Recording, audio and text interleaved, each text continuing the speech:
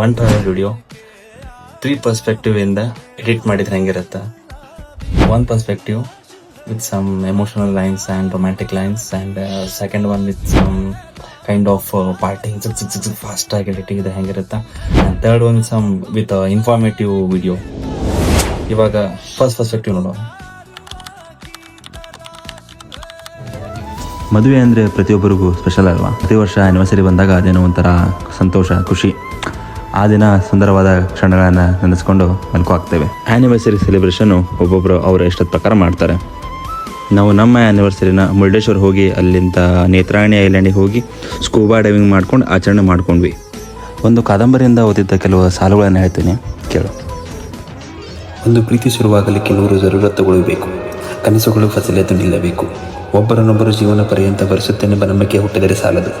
ಬರೆಸಲೇಬೇಕೆಂಬ ತೀರ್ಮಾನ ಮಾಡಿದರೂ ಸಾಲದು.